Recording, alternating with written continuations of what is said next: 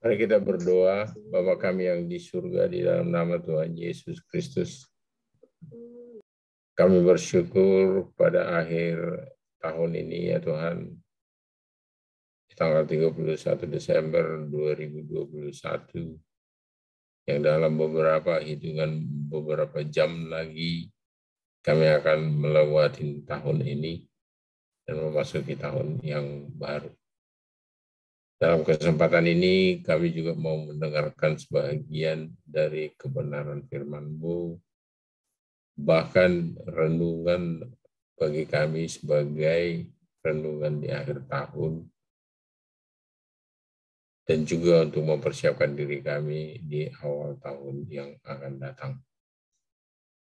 Tuhan, kami tahu apa yang hamba persiapkan kiranya berasal semua dari Roh-Mu yang kudus, dan jangan izinkan hamba-Mu untuk menyampaikan sesuatu yang tidak berasal daripada Engkau, tetapi urapan Roh-Mu yang kuduslah yang mengurapi hamba-Mu dan yang mengurapi firman secara khusus, dan yang membukakan telinga rohani dari setiap yang mendengarkan, hanya mendengarkan pesan dari Tuhan saja. Yang bukan dari Engkau kami tolak kuasanya di dalam nama Tuhan Yesus Kristus. Firman-Mu yang akan disampaikan adalah untuk membangun kami, karena kesempatan untuk mendengarkan firman-Mu adalah untuk kami bertumbuh, mengerti, dan oleh karenanya kami dapat melaksanakan dalam hidup kami, sehingga nama Tuhan Yesus Kristus semakin dipermuliakan melalui kehidupan kami yang bertambah 1 tahun lagi di akhir tahun 2021 ini. Urapi hamba-Mu, urapi kami semua, dan secara khusus urapilah firman-Mu, supaya apa yang disampaikan tidak akan pernah kembali dengan sia-sia, tetapi akan melakukan apa yang Tuhan suruh, dan tidak akan kembali kepada Tuhan, dan akan bekerja di dalam kehidupan. Dalam nama Tuhan Yesus Kristus, kami siap mendengarkan kebenaran firman-Mu. Mari semua yang percaya katakan dengan saya, amin. Shalom, kekasih dalam Tuhan. Kebetulan hari Natal kemarin kami tidak bisa ikut karena kami juga melayani onsite. Kebetulan diundang salah satu gereja, dan dalam kesempatan ini izinkan saya dengan istri saya yang ada di samping saya menyampaikan selamat Natal bagi kita semua, dan selamat menyongsong tahun baru yang sekitar 7 jam lagi, 8 jam lagi akan kita melewatinya di dalam Tuhan Yesus Kristus. Dan kita percaya bahwa memang hanya di dalam Tuhanlah kita mampu untuk menjalani hari-hari ini. Saya terus terang dalam doa saya senantiasa mengatakan bahwa memang Tuhan, satu langkah pun dari kehidupan saya ini saya nggak mampu untuk menjalaninya tanpa penyertaan Tuhan. Saya bingung, saya nggak mampu, saya nggak punya kekuatan. Padahal usia saya sudah cukup senior, walaupun Pak Bun ternyata masih jauh lebih senior daripada saya. Tadinya saya pikir bahwa saya lebih senior dari Pak Bun. Saya puji nama Tuhan, Pak Bun masih lebih senior dari saya. Tapi demikian pun, semestinya kita sudah seperti yang dikatakan oleh Alkitab itu sendiri, bahwa kita ini sudah semestinya pada usia mengajar atau keberadaan mengajar, tapi ada kalanya di dalam iman itu sendiri saya harus mengakui banyak hal-hal yang membuat saya masih khawatir atas dunia ini sendiri, dan sungguh sangat mengharapkan dan mengandalkan kuasa Tuhan yang membantu saya untuk mengambil kekhawatiran itu sendiri, sehingga saya bisa lebih tenang untuk hidup. Dan puji nama Tuhan, kita sampai kepada akhir tahun ini kasih dalam Tuhan semua adalah karena anugerah Tuhan semata-mata. Bukan oleh karena kekuatan kita, bukan oleh karena kegagalan kita, bukan oleh karena kebolehan kita atau kemampuan kita atau rancangan kita, tetapi semua yang kita alamin dan sehingga kita sampai kepada tanggal 31 Desember 2021 ini sendiri adalah anugerah dari Tuhan Yesus Kristus semata-mata.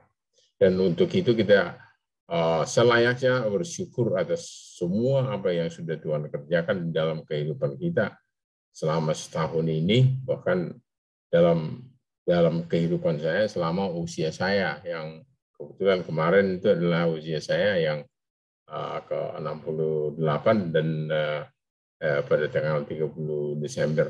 Jadi dan saya sangat bersyukur karena selama 68 tahun ternyata Tuhan itu telah memberkati saya, menyertai saya, dan setia kepada saya di dalam tentu banyak kekurangan-kekurangan yang masih saya lakukan, tetapi dalam hal itu sendiri pun dia tetap setia menyertai saya. Dan saya yakin bahwa kita semua sebagai anak-anak Tuhan, penyertaannya senantiasa ada di sama kita semuanya, sekalipun ada kalanya kita kurang setia kepada dia, tetapi dia adalah Tuhan yang begitu setia, dan untuk itu perlu kita renungkan supaya kesetiaan kita itu kiranya sama dengan kesetiaan Tuhan yang telah diberikan kepada kita.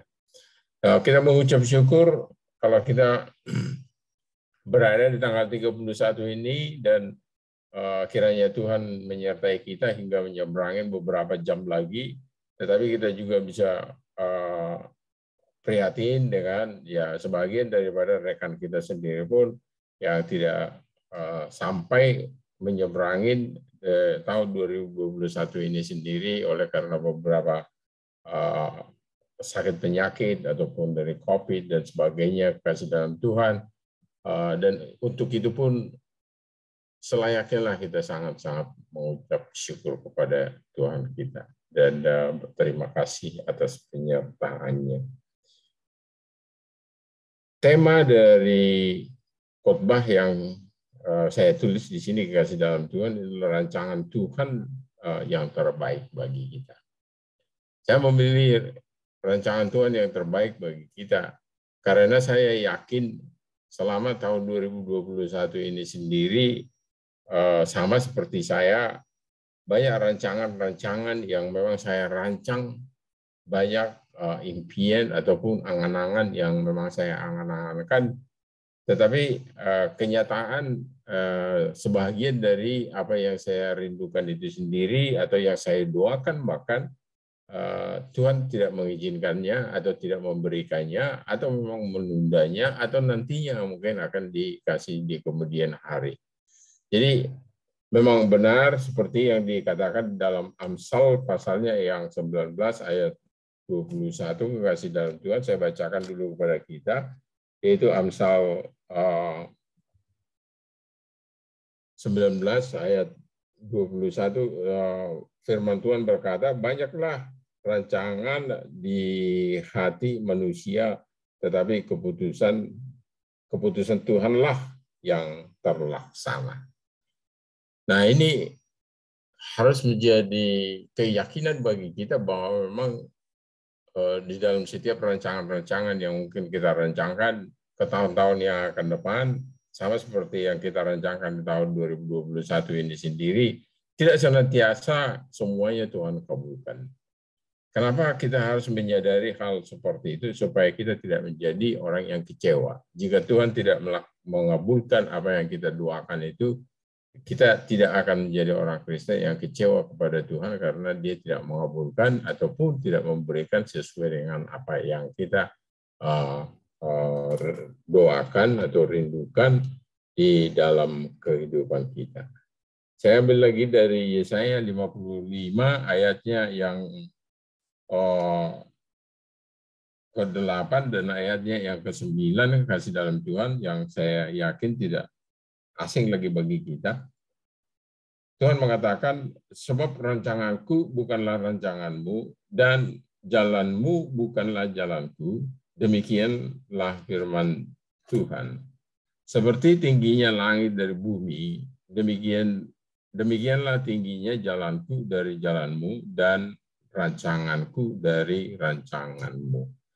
Ayat yang ke-9 ini bagi saya ini sangat dalam sekali pengertiannya. Karena dikatakan seperti tingginya langit dari bumi. Kita tidak satu pun di antara kita yang ada di Zoom ini sendiri yang mengetahui berapa sesungguhnya jarak antara langit dan bumi itu sendiri. Berapa juta kilometer atau berapa jauhnya kita tidak tahu. Nah, saya mengambil kesimpulan bahwa memang sesungguhnya rancangan Tuhan dalam kehidupan kita, tidak satu pun di antara kita yang tahu persis, hanya Tuhan saja yang mengetahuinya. Hanya sebagai anak Tuhan yang menyadari bahwa memang kita ini adalah ciptaannya, dan dia adalah Tuhan kita yang berdaulat atas kehidupan kita, selayaknya lah kita percaya sepenuhnya, 100%. Bahwa rancangan Tuhan itu sudah pasti yang terbaik bagi saudara dan saya. Maka saya katakan dalam tema khotbah saya, rancangan Tuhan yang terbaik. Ada kalanya rancangan Tuhan atau jawaban Tuhan dalam doa kita itu sendiri seperti terbalik dari apa yang kita inginkan. Ada kalanya justru yang kita doakan itu sendiri berbeda apa yang Tuhan berikan kepada kita dari yang kita doakan. Tetapi saya sendiri juga sering mengalami setelah beberapa tahun kemudian saya akhirnya menyadari, waduh, untung Tuhan tidak memberikan apa yang saya minta dulu itu, karena memang ternyata di belakangan hari kelihatan dan kenyataan bahwa memang rancangan Tuhan itu atau pemberian Tuhan itu atau jawaban yang Tuhan berikan itu ternyata jauh lebih baik bagi saya, bagi keluarga saya, dan juga bagi anak-anak saya. Nah, dari situ saya belajar bahwa benar, bahwa rancangan Tuhan itu selalu yang terbaik kalau dibandingkan dengan rancangan kita sendiri. Oleh karenanya, janganlah kita pernah putus asa, janganlah pernah kita jadi down oleh karena Tuhan tidak mengabulkan doa kita atau memberikan jawaban kepada doa kita yang berbeda dengan apa yang kita doakan. Jadi itu sebagai pelajaran yang salah satu yang kita bisa dapatkan dalam pengalaman kita di tahun 2021 ini sendiri, sehingga dengan menyadari bahwa tidak rancangan kita bukanlah rancangan Tuhan itu sendiri, akan membuat kita semakin percaya bahwa memang Tuhan itu lebih mengenal kita, bahwa Tuhan itu sendiri lebih tahu tentang apa yang terbaik bagi kita, bahwa Tuhan itu sendiri memperhatikan kita dan punya rancangan bagi kita. Nah, dalam kesempatan ini kasih dalam Tuhan, ya tentu menjalani 1 tahun sangatlah disayangkan jika kita tidak memanfaatkan waktu itu sendiri untuk kalau bahasa Alkitabnya dikatakan itu menghitung hari-hari. Artinya menghitung hari-hari yang ada di Mazmur 90 ayat 12, itu nyanyian dari Nabi Musa, kekasih dalam Tuhan, ajarlah kami menghitung hari-hari kami sehingga kami memperoleh hati yang bijaksana. Nah, kalau dunia mengatakan itu bahwa pengalaman adalah guru yang paling baik. Benar, saya setuju. Dan itu sebetulnya kalau kita renungkan itu Alkitabiah. Karena Nabi Musa sendiri pun meminta kepada Tuhan supaya pengalaman-pengalamannya itu bangsa Israel selama dalam perjalanan di padang gurun menuju tanah Kanaan itu sendiri, dia berdoa supaya Tuhan itu mengajarkan bangsa itu untuk menghitung hari-hari.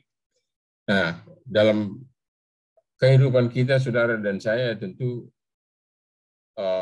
momen tanggal 31 Desember ini sendiri perlu kita pakai untuk merenungkan atau menghitung hari-hari kita selama tahun 2021.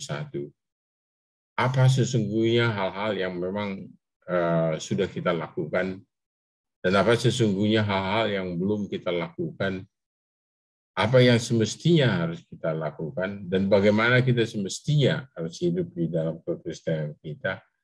Ya, itu semua itu harus kita renungkan dan melangkah dari tahun 2021 itu sendiri, mengambil komitmen untuk memperbaikinya ke depan.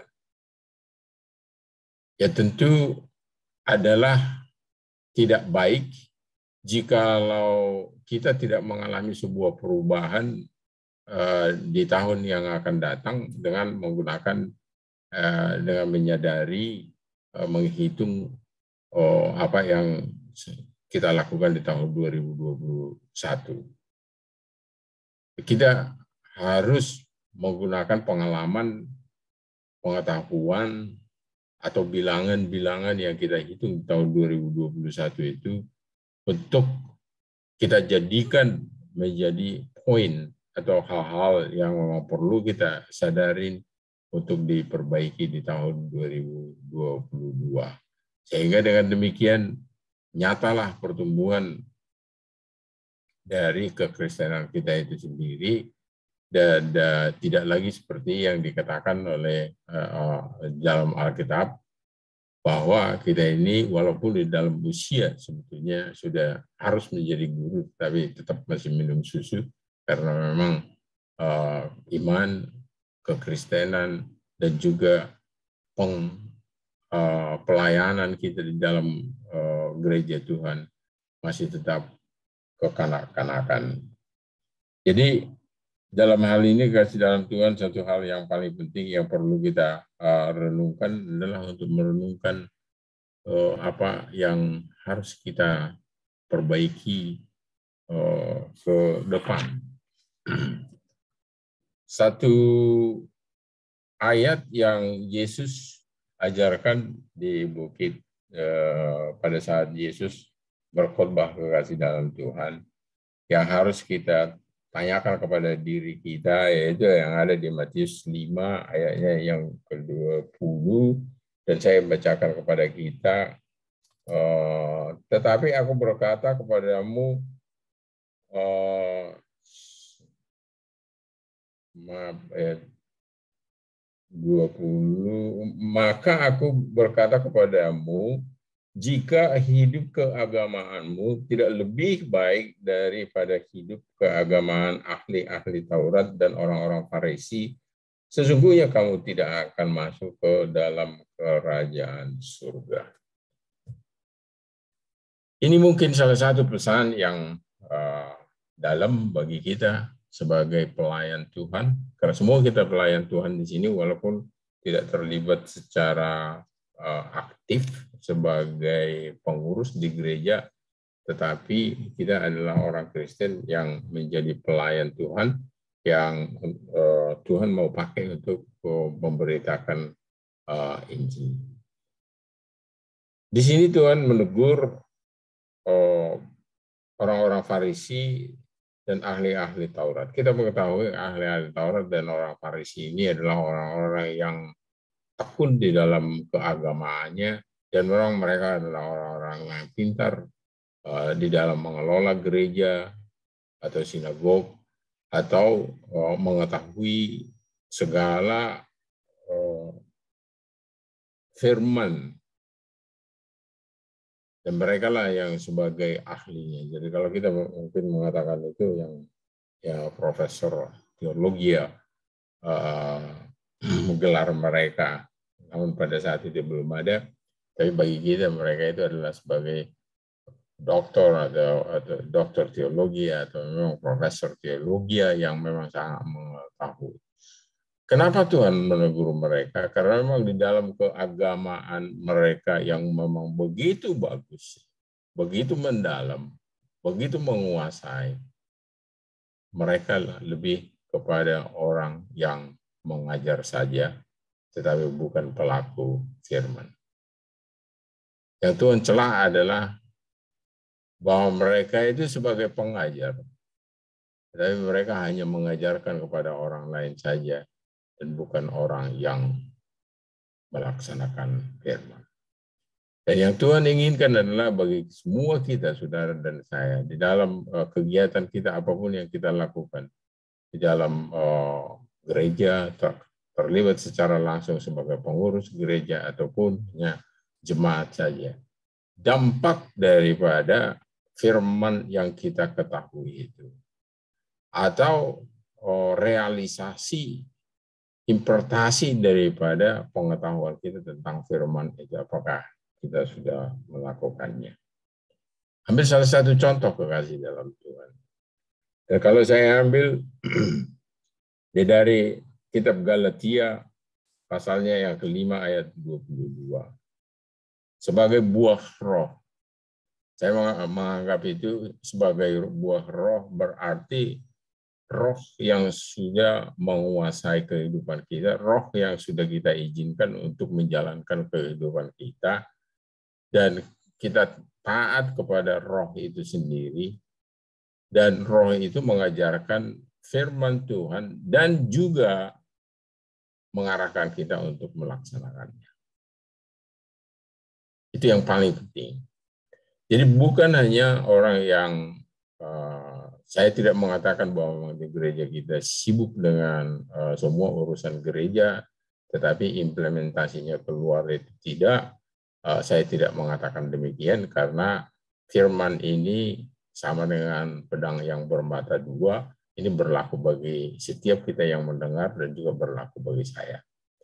Ini pun berlaku bagi saya untuk mengingatkan saya janganlah hanya sebagai seorang pengkhotbah, tetapi juga harus orang yang melaksanakan firman ini. Dan di dalam Galatia pasal yang kelima ayat yang ke-22, di situ ada 9 buah roh yang disampaikan oleh Rasul Paulus. Yang pertama adalah kasih. Kita bahas dulu mengenai kasih ini. Benarkah kita sebagai pribadi masing-masing telah menjadi orang Kristen yang membagi kasih kita itu kepada orang lain? Karena Yesus menyampaikan di dalam perjanjian lama dan juga perjanjian baru bahwa yang paling penting itu adalah 2 hal. Yang satu itu mengasihi Tuhan dengan segenap hati, dengan segenap jiwa, dan dengan segenap kekuatan kita. Dan yang kedua adalah mengasihi sesama, sama seperti diri kita sendiri. Mengasihi sesama, sama seperti diri kita sendiri, itu adalah hukum yang paling utama yang kedua. Nah, pertanyaannya, sudahkah Roh Kudus itu sendiri menguasai diri kita sehingga kehidupan kita telah dituntun dan mampu untuk melakukan kasih kepada sesama kita? Sudahkah Roh Kudus menuntun pelayanan kita, gereja kita, sehingga gereja kita itu adalah gereja yang mengasihi? Kalau kita hubungkan juga dengan tabur tuai kekasih dalam Tuhan, gereja yang akan memberkati, gereja yang suka memberkati orang-orang lain atau orang yang memerlukannya, adalah gereja juga yang akan menuai berkat dari Tuhan. Itu adalah hukum tabur tuai yang sesuai dengan Alkitab. Nah, kasih ini sendiri, adakah memang secara pribadi kita masing-masing telah kita lakukan dalam hidup kita? Adakah kita terlalu terfokus kepada kebutuhan kita pribadi masing-masing, atau memang kita telah memberikan kasih kepada orang lain? Yesus memberikan satu ilustrasi tentang bagaimana kasih, yaitu tentang orang Samaria dengan orang-orang Lewi dan juga imam yang berjalan melalui seseorang yang sedang kecelakaan menjadi sasaran perampok penyamun. Orang Samaria ini adalah orang yang tidak begitu beragama. Sedangkan imam sudah kita ketahui sebagai orang yang pemimpin agama. Dan orang Lewi adalah orang-orang yang pengurus gereja. Tetapi ternyata di dalam kenyataan, orang yang sudah mengetahui firman itu sendiri bukanlah orang yang melakukan firman itu. Dan itulah yang memang Tuhan inginkan pada kita, bagaimana supaya kita bukan saja hanya mengerti mengenai kasih, tetapi kita harus juga melaksanakannya, membagi kasih itu kepada orang lain. Saya tidak tahu di dalam organisasi kita sekarang, dalam kesulitan yang kita alami di dalam gereja kita, sejauh mana kita bisa menyalurkan kasih, tapi mungkin ini harus menjadi satu renungan bagi kita untuk pribadi dan juga sebagai renungan dari organisasi kita, supaya betul-betul kasih ini tercermin dari GBI Api Kemuliaannya kepada siapa saja memang yang memang harus kita kasihi. Kemudian yang kedua, kekasih dalam Tuhan adalah sukacita. Buah roh sukacita. Sukacita itu mensyukuri apa yang sudah Tuhan perbuat dalam kehidupan kita. Tuhan telah memberikan nyawanya untuk membebaskan kita dari dosa, menebus, membayar harga sehingga kita bebas dari utang dosa kita yang selayaknya kita yang justru binasa, tetapi Tuhan memberikan dirinya. Nah, untuk itu, apakah memang sukacita dari kehidupan kita masing-masing atas apa yang sudah Tuhan perbuat untuk menebus dosa kita?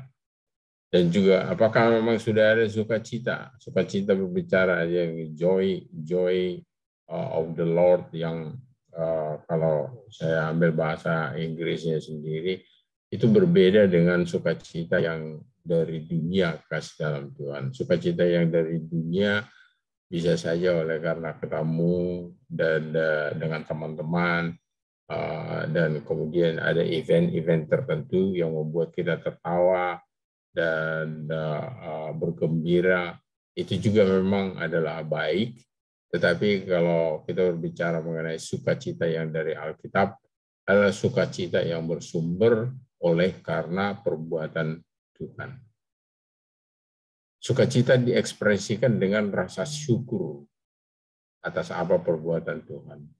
Dan rasa syukur itu diekspresikan dengan perbuatan nyata, yaitu mengembalikan apa yang menjadi Tuhan berikan dalam kehidupan kita. Jadi kasih, sukacita, kemudian damai sejahtera. Damai sejahtera sudah adakah di dalam kehidupan kita? Sudahkah kita menjadi orang Kristen yang membawa damai ke lingkungan kita? Sudahkah kita menjadi orang Kristen yang ada damai di dalam keluarga kita, dan kita menjadi orang yang membawa damai kepada lingkungan kita? Dan juga sudahkah ada damai dengan diri kita sendiri? Jadi kita berdamai dengan diri kita sendiri, kita berdamai dengan keluarga, kita ada damai dengan komunitas kita. Itu damai sejahtera yang dari Tuhan. Tuhan mengatakan itu, damai sejahtera kutinggalkan padamu, dan damai sejahteraku kuberikan kepadamu.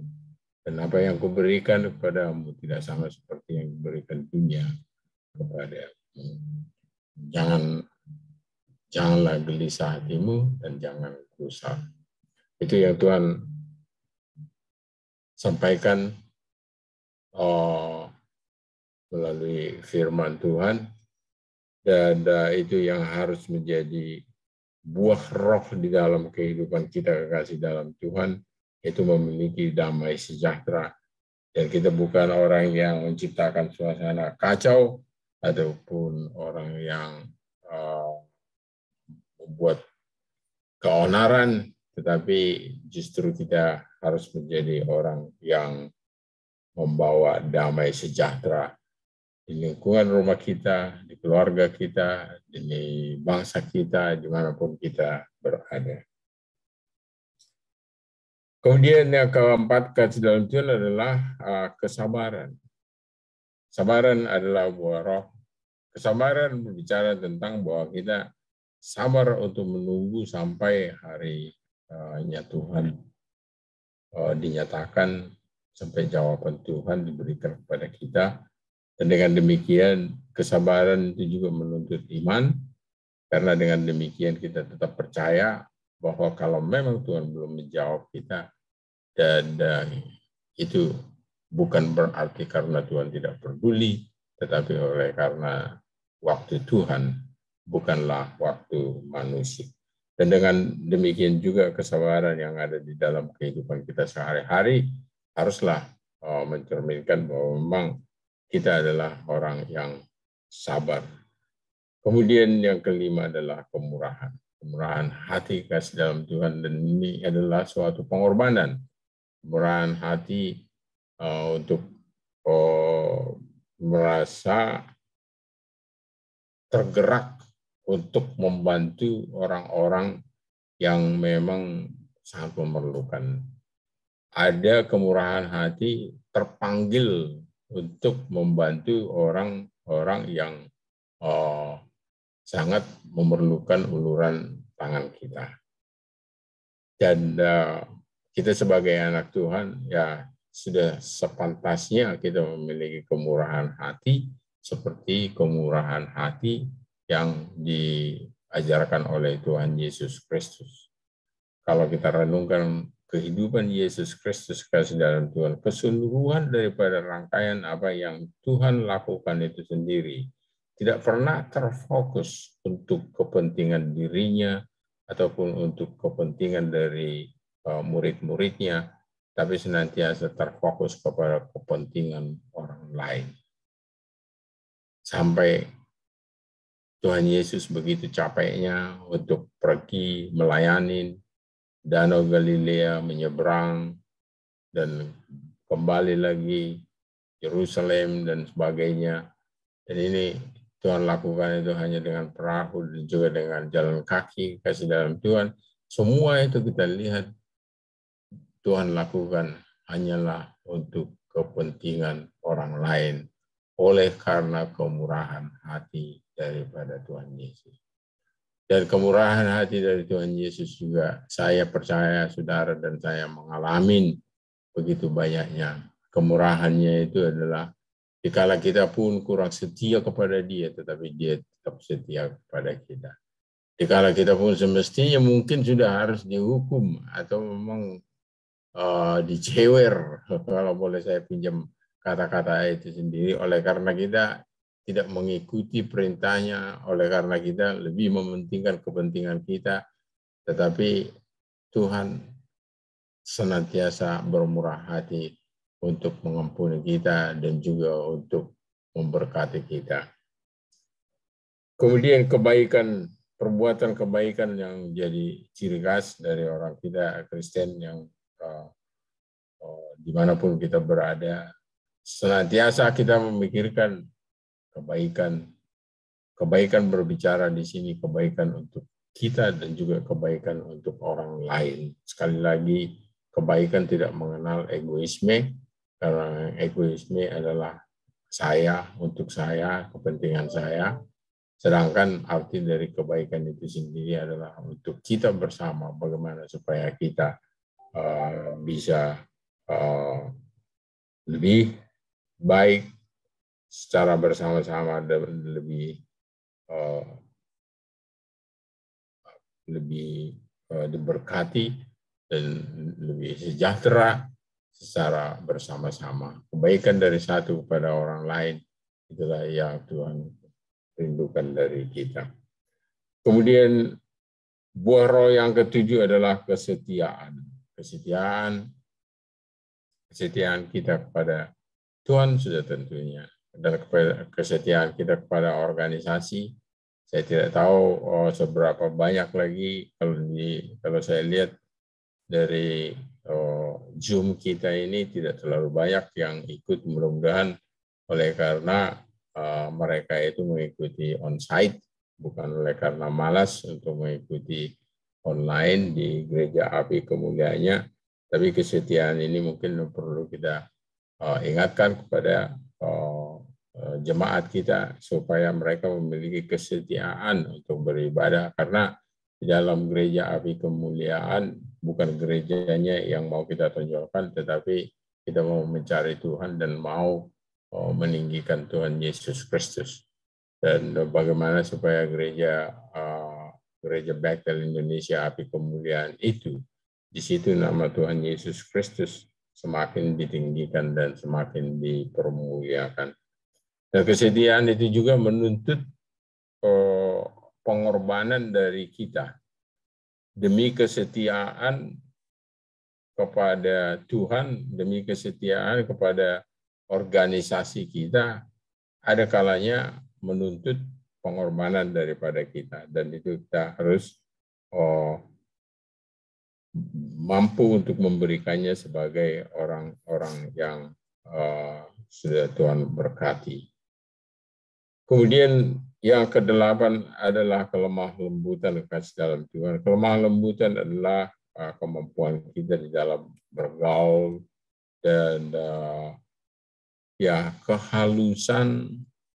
Jadi dari kepribadian kita itu, seseorang yang tidak menganggap dirinya itu jauh lebih tinggi daripada orang lain, tetapi mensetarakan dirinya itu dengan orang lain, sehingga pribadinya itu dapat diterima dan dapat diterima dengan baik dan dijadikan menjadi partner daripada organisasi itu sendiri.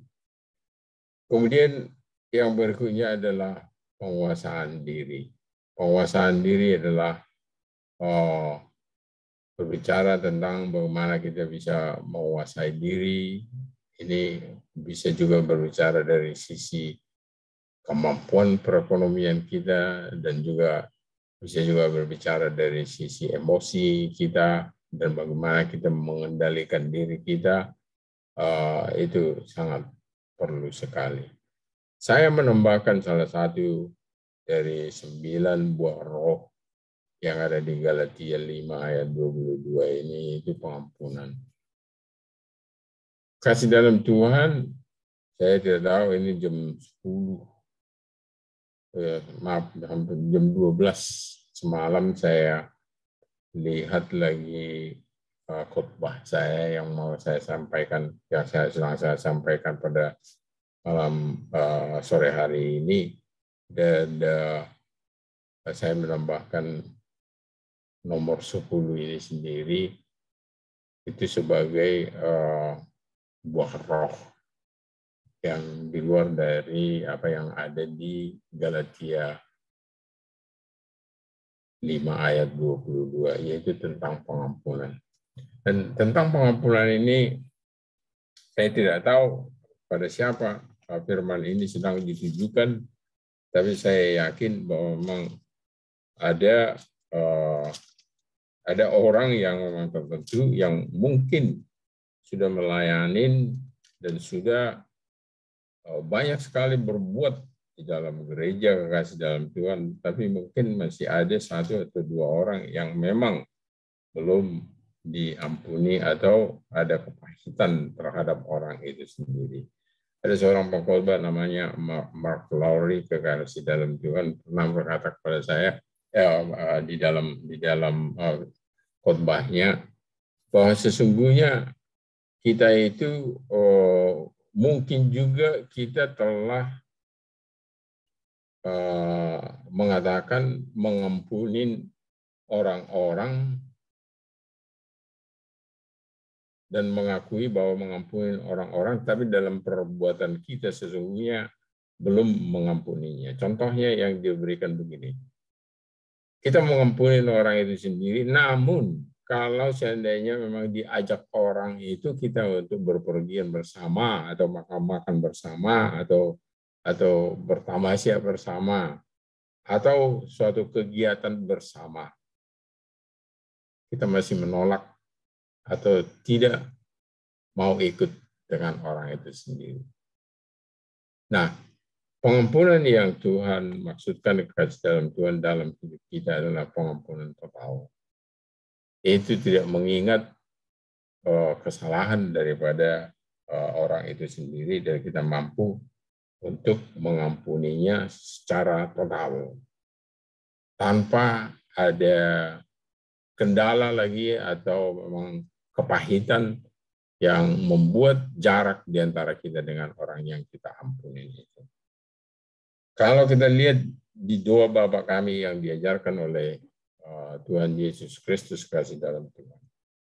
Di dalam doa Bapa kami, dari semua poin yang diajarkan oleh Tuhan, dikatakan itu yang pertama, Bapa kami yang di surga, dikuduskanlah namamu, datanglah kerajaanmu, jadilah kehendakmu di bumi seperti di surga. Berikanlah kami pada hari ini makanan kami yang secukupnya, dan ampunilah kami akan kesalahan kami seperti kami juga mengampuni orang yang bersalah kepada kami. Dan janganlah membawa kami ke dalam pencobaan, tetapi lepaskanlah kami daripada yang jahat. Karena Engkaulah yang punya kerajaan dan kekuasaan dan kemuliaan sampai selama-lamanya. Ayat 14 dan ayat 15 kasih dalam Tuhan. Ini memang betul-betul harus menjadi rema bagi kita, bahwa memang tentang pengampunan itu secara khusus Yesus mengajarkan supaya betul-betul itu kita lakukan. Karena di ayat 14 itu sebagai penutup dari pengajaran tentang bagaimana berdoa ini, Yesus menyampaikan, karena jikalau kamu mengampuni kesalahan orang, Bapakmu yang di surga akan mengampuni kamu juga. Tetapi jikalau kamu tidak mengampuni orang, Bapakmu Bapakmu juga tidak akan mengampuni kesalahan. Jadi jelas sekali bahwa masalah pengampunan ini sendiri, apakah ini pribadi, apakah ini per grup atau komunitas, itu sangat-sangat dituntut oleh Tuhan untuk kita lakukan. Kalau kita renungkan kasih dalam Tuhan, kenapa itu begitu harga sebagai harga mati yang memang harus kita lakukan sebagai anak Tuhan. Karena memang Yesus sendiri juga telah mengampuni kita itu tanpa persyaratan, tanpa syarat. Dan pengampunan itu dia kehendakin supaya kita berikan juga kepada orang lain. Jadi buah roh inilah yang akan menjadi renungan bagi kita kasih dalam Tuhan. Janganlah kita seperti orang-orang Farisi dan juga orang-orang ahli Taurat yang memang ahli di dalam keagamaannya, tekun di dalam melaksanakan ibadahnya, bahkan mereka itu berdoa saja pun menggunakan waktu yang tepat, apapun kegiatannya, pada saat berdoa itu mereka akan tinggalkan. Kalau dilihat dari itu semua, seolah-olah mereka lah yang benar di hadapan Tuhan. Tetapi kita belajar dari kebenaran firman Tuhan, sesungguhnya pelaksanaan daripada pengetahuan kita tentang firman Tuhan itu sendiri yang paling penting. Itu yang Yesus ajarkan kepada kita. Dan biarlah di tahun 2022 ini Saya berdoa supaya masing-masing kita mengambil catatan dan membuat catatan kita tentang hal-hal apa dari buah roh yang memang harus kita perbaiki di dalam hidup kita. Dengan demikian, kekristenan kita akan meningkat. Dengan demikian, kita telah mengawali sebuah komitmen bahwa saya sebagai seorang Kristen, bahwa saya sebagai anak Tuhan, bahwa saya sebagai orang yang telah ditebus oleh darah Yesus, mau berkomitmen untuk lebih baik besok, tahun 2022, daripada tahun 2021 ini. Itulah yang menjadi pesan bagi kita. Kita pakai pengalaman kita di tahun 2021 ini. Kita bersyukur tentang hal-hal yang sudah kita lakukan sesuai dengan kebenaran firman Tuhan.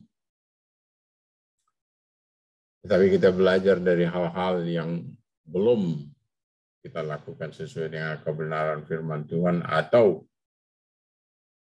hal-hal yang semestinya sudah bisa kita lakukan, namun kita tidak lakukan. Supaya di tahun 2022 kita mengalami terobosan dan Tuhan kita disenangkan. Saya sangat percaya dengan apa yang Yesus katakan di dalam Matius 6 ayat 33. Tapi carilah dahulu kerajaan Allah dan kebenarannya, maka semuanya itu akan ditambahkan kepadamu. Kesuksesan atau keberhasilan dari sisi segala aspek, apakah itu aspek ekonomi, aspek hikmat, aspek kesehatan, aspek pekerjaan yang lebih bagus, atau aspek income.